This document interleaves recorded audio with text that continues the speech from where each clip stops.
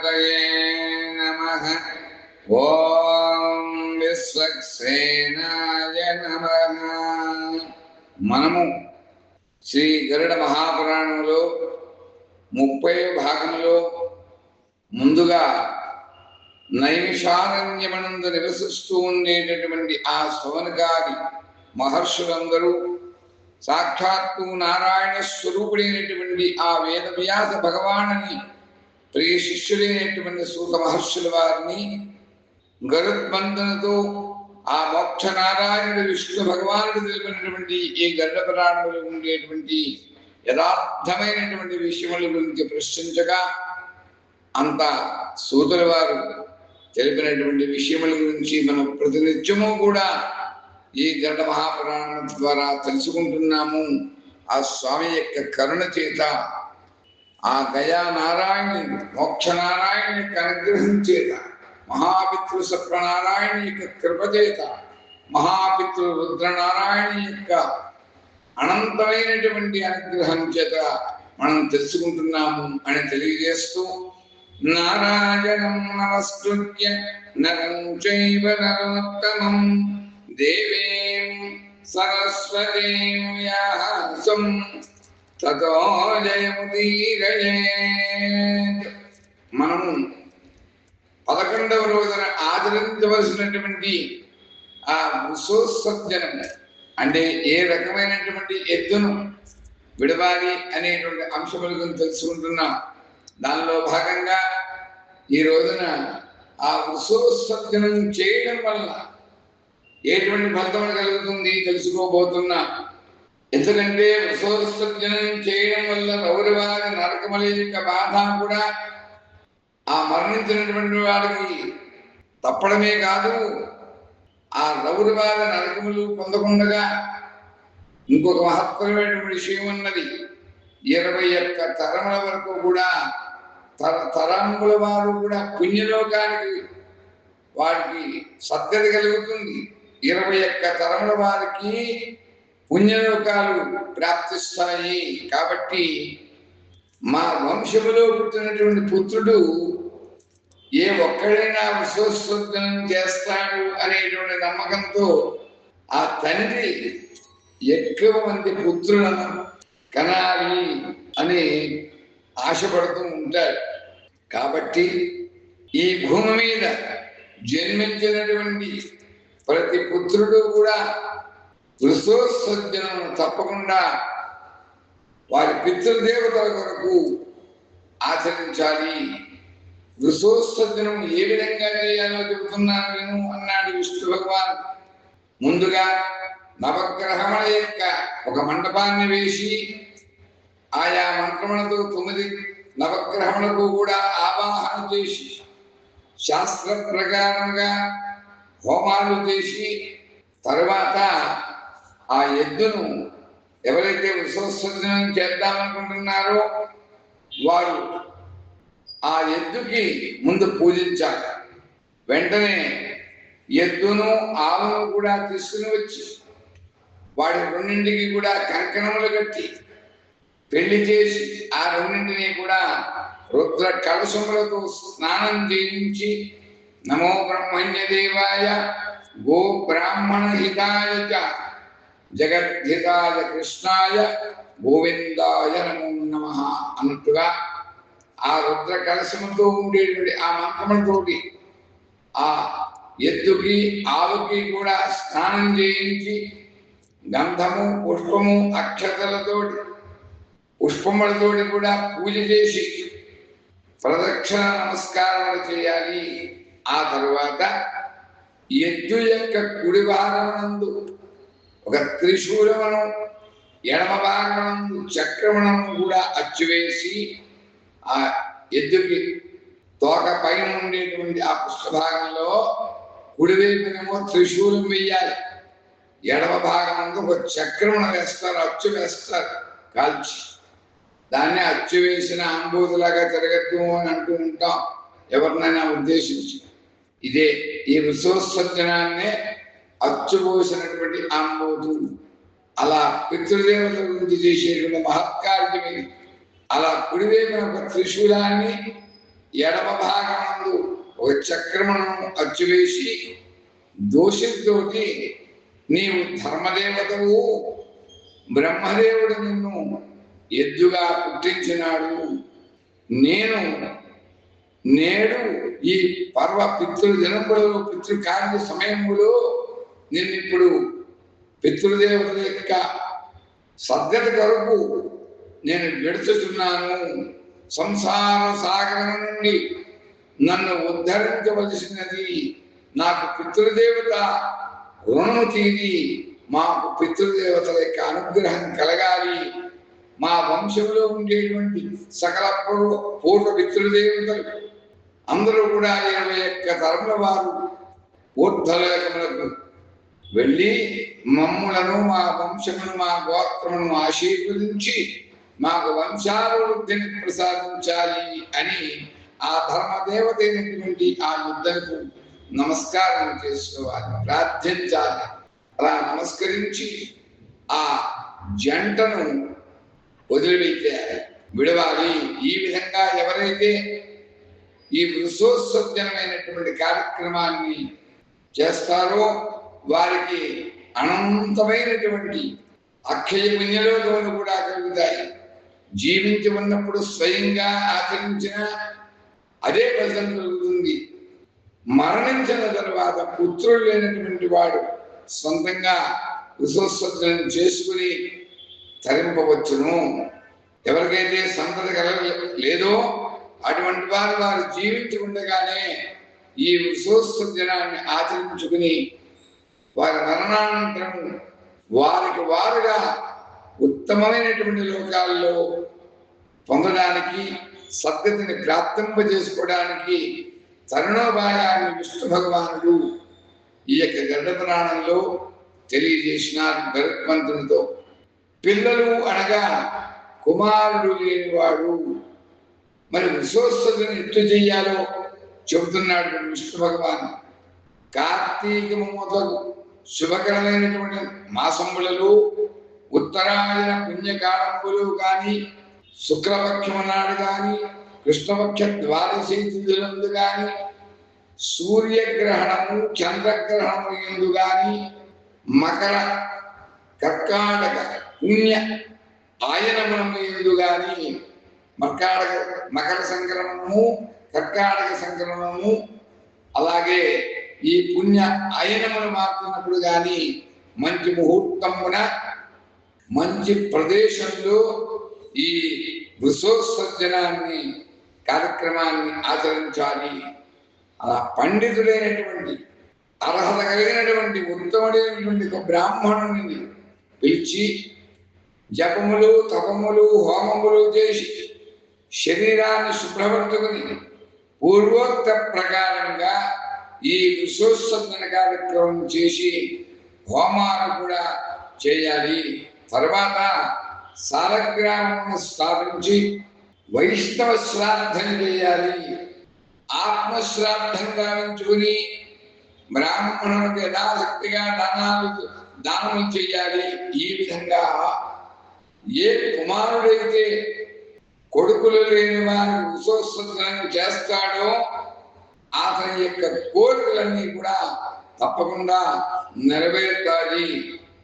అగ్నిహోత్రములు చేయడం వలన, అనేకమైనటువంటి దానాలు చేయడం వలన సంభవించేటువంటి ఫలము ఈ వృషోత్సర్జనం వల్ల కలుగుతుంది.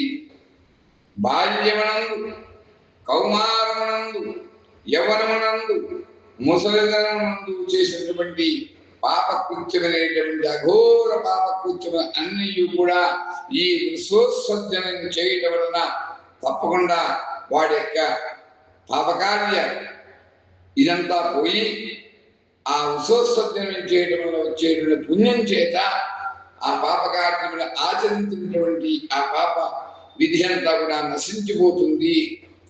మిత్రద్రోహి, చేసిన మేలు మరచిపోయేటువంటి వాడు, మద్యపానం చేసినటువంటి వాడు, గురువు గారి యొక్క భార్యను పొందేటువంటి వాడు, బ్రాహ్మణ హంతకుడు, బంగారును దొంగిలించిన వాడు, అనేకమైనటువంటి పాపములు ఆచరించిన వాడు, ఈ విశ్వోత్సర్జనము ఆచరించడం వల్ల ఆ పాపములన్నీ కూడా ఆ వ్యక్తికి అగ్నిలో పడినటువంటి ప్రతివలే పటాపంచలైపోతాయి. కాబట్టి స్వార్జితమైనటువంటి ధనం చేత, సొంతంగా కష్టపడి సంపాదించినటువంటి ధనంతో ఎంత కష్టపడినా కూడా తప్పనిసరిగా విశ్వోత్సర్జనం అనేటువంటి కార్యక్రమాన్ని ఆచరించాలి. దీనిలో సమానమైనటువంటి విధి ఇంకొకటి లేదు లేదు లేదు లేదు. ఇది సత్యం సత్యం సత్యం అసంశయ. ఒకవేళ కుమారుడే కనుక ముందుగా మరణిస్తే అతని యొక్క తల్లిదండ్రులు ఈ విశ్వోత్సర్జనము ఎన్నటికీ కూడా చేయరాదు. మరి పాలు ఇచ్చేటువంటి గోవును దానము మాత్రమే చేయాలి. అంటే పాలు ఇచ్చేటువంటి గోవును మాత్రమే దానం చేయాలి. విశ్వోత్సర్జన విధి తప్ప ఏ పరిస్థితుల్లోనూ కూడా చేయరాదు అటువంటి వ్యక్తులు. ఆ ఎద్దు యొక్క వీపు మీద కానీ మెడ మీద కానీ ఎవడు కూర్చుంటాడో, ఆ ఎద్దుని ఎక్కి ఉంటాడు, తిరుగుతూ ఉంటాడో, వాడు ఘోరమైనటువంటి నరకాన్ని పొందుతాడు. ఎవరైతే ఎద్దును కాళ్ళతో తన్నుతూ ఉంటాడో, గుద్దుతూ ఉంటాడో, కర్రలతో కొడుతూ ఉంటాడో, వాడు ప్రళయకాలం వరకు కూడా యమకింకరుల చేత అనేకమైనటువంటి యమయాతనను అనుభవించవలసి ఉంటుంది. ఈ విధంగా భక్తి శ్రద్ధలతో విశ్వోత్సర్జనం చేసి షోడశ శ్రాద్ధాన్ని చేయాలి. మరి షోడశ శ్రాద్ధ విధానం ఏంటి అంటే, ఇప్పుడు ఆ నారాయణుడి గరుత్మంతునితో షోడశ శ్రాద్ధ విధానం గురించి చెబుతున్నాడు.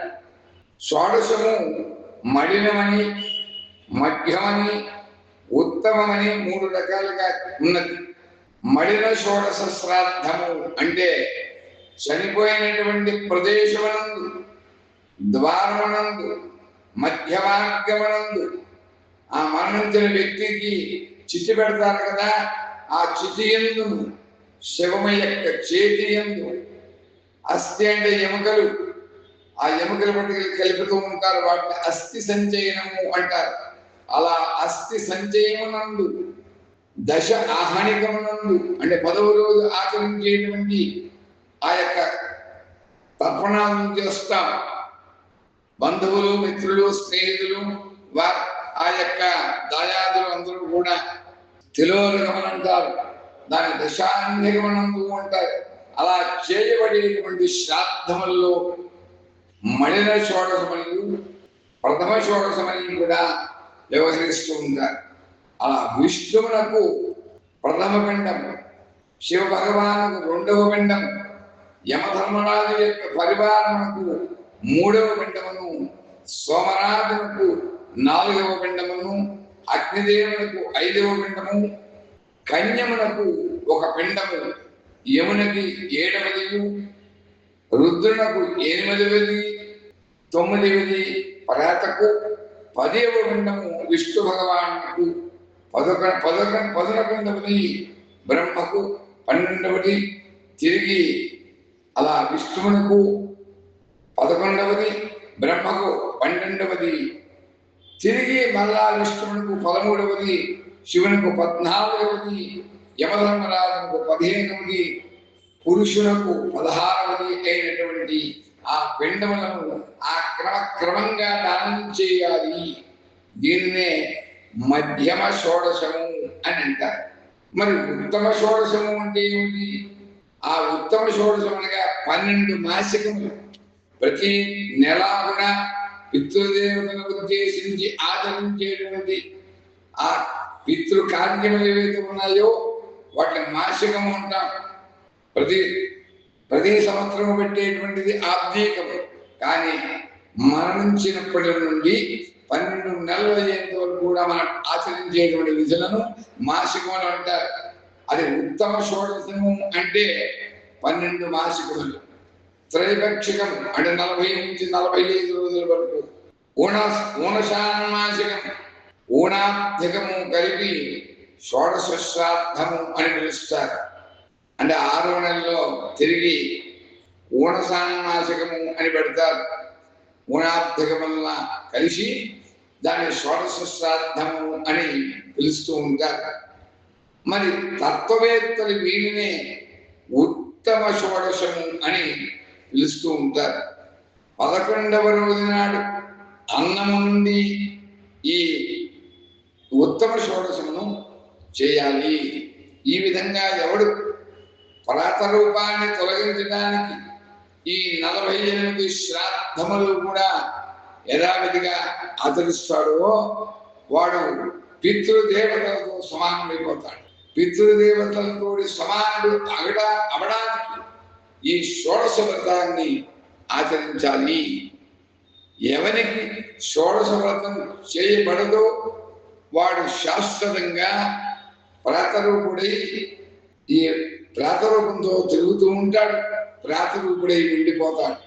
మరి షోడశ వ్రతం చేయనంత వరకు కూడా తాను చేసినా ఇతరులు చేసినా అలా మృదులుగా ముట్టదు.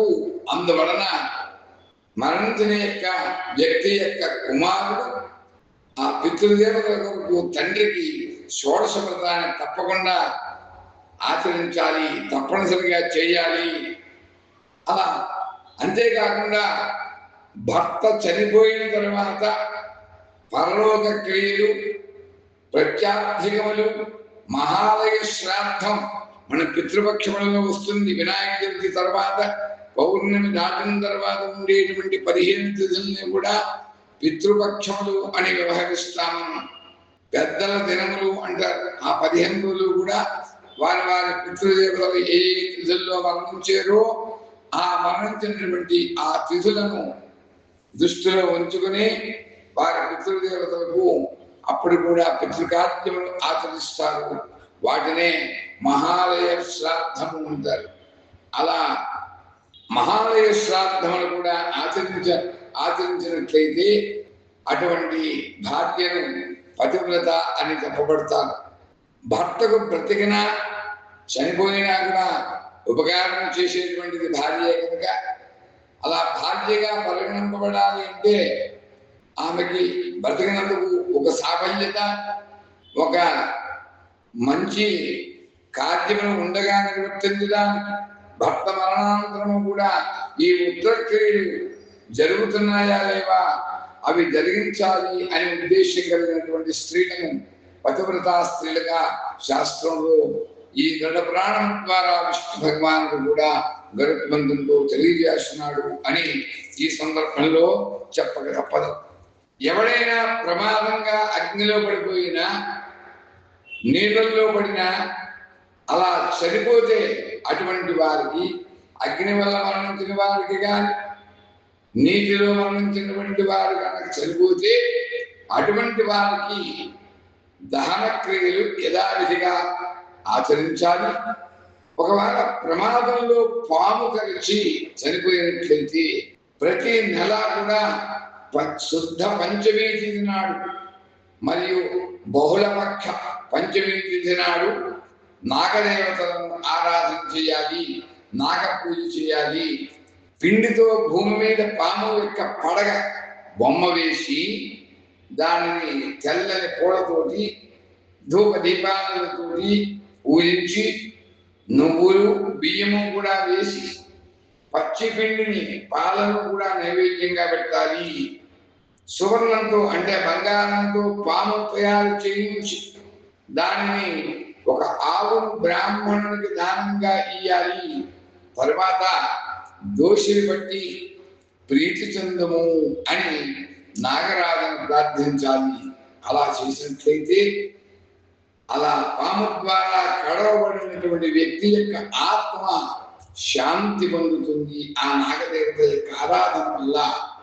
తర్వాత ఆ పాము కర్రకి మరణించినటువంటి వారికి నారాయణ బడిని తప్పనిసరిగా ఇయ్యాలి. దీని వలన మరణించిన వారి యొక్క పాపములన్నీ కూడా పోయి స్వర్గలోక నివాసత్వం కలుగుతుంది. ఇట్లు ఈ కర్మను అంతయు కూడా పూర్తి చేసి సంవత్సరం వరకు కూడా ఉదక కుంభదానము చేయాలి. పంచపాత్రలో నీరు పోసి దానం చేయడాన్ని ఉదక కుంభదానము లేదా ఉదకుంభదానము అంటారు. సంఖ్య ప్రకారము పిండ ప్రదానమైనా చేయాలి. ఇలా 11వ రోజున షోడశ శ్రాద్ధ కర్మను కూడా చేసి 12వ రోజున సపండీకరణముతో శయ్యాదానము, పదదానము అంటే కాళ్ళు, ఆ పదదానము కూడా చేయాలి అని గరుత్మంతులతో ఆ మోక్షనారాయణ ప్రభు అయినటువంటి విష్ణు భగవాను తెలియజేసినాడు అని తెలియజేస్తూ ఈ రోజున మనం స్వస్తి చెప్పుకుంటున్నాం. స్వస్తి ప్రజాభ్య పరిపాలయంతాం న్యాయేన వాక్యేన మహిం మహీషాః గోబ్రాహ్మణేభ్యః శుభమస్తు నిత్యం లోకాః సమస్తాః సుఖినో భవంతు. ఓం స్వస్తి, ఓం స్వస్తి, ఓం స్వస్తి.